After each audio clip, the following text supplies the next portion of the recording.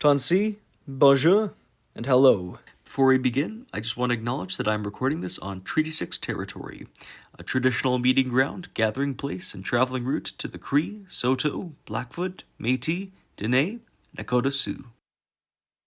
Well, hello my esteemed friend. Thank you for joining me today. You know, one of the things that as Canadians we have apart from our friends down to the south in the States is that we have a lot of political parties, but I feel like not enough of them get talked about. That's why today, I'm going to be talking to you about the Rhino Party of Canada. According to Andre Bernard of the Canadian Encyclopedia, the Rhino Party was founded in 1963 by a fellow named Jacques Ferrand, the goal of which being to make fun of Canadian federal election campaigns. The party went on to field candidates in every federal election since its founding. That was until 1985, after the death of Ferrand, when the party was dissolved. Not all was lost for the Canadian Rhinos, as in 2007 the party made its glorious return to the public scene after being registered as an official party again in Elections Canada.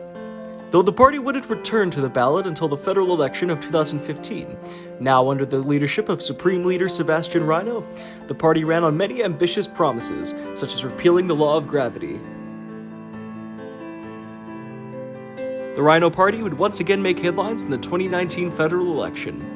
While the leader of the newly formed PPC, Maxime Bernier, was in a tight race for his seat in Beauce, the Rhino Party found a gentleman named Maxime Bernier and ran him on that ballot as well. Much to the dismay of the PPC's Maxime Bernier, of course. Sure, that's all fine and dandy, but what does that have to do with commonality among Canadians? Well, using my brilliant political analyst brain, I'm going to pitch to you that the Rhinoceros Party is the party of Canadian unity, and that through the Rhinoceros Party platform, we might find a few areas where more Canadians agree than we think they do. Tired of divisive politics in a country that's supposed to be known for being polite? Well, my friend, the Rhinoceros Party of Canada is just for you. For instance, one national survey found that 73% of Canadians say they love bacon. Now, fortunately for this strong majority, the Rhino Party has just the proposal. In 2019, they ran on a nationalized bacon policy. You heard right, nationalized bacon. This policy would ensure that every household in Canada has the access to the bacon that they need. But that's not all Canadians agree on. In 2018, a survey completed by Nanos Research found that 84% of Canadians want the senators in our country's Senate to vote independently from their party affiliations. To this end, the Rhino Party is just what Canadians are looking for. In past elections, they've run on reforming the Senate by reforming Lotto Canada and replacing the cash prize wins with appointees to the Senate, thereby removing partisanship from our Senate.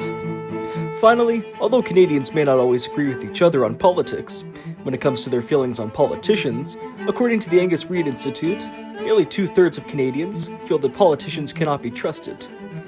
Well, you can trust the Rhino Party because they have said in their official platform that if they ever form government, they will immediately disband.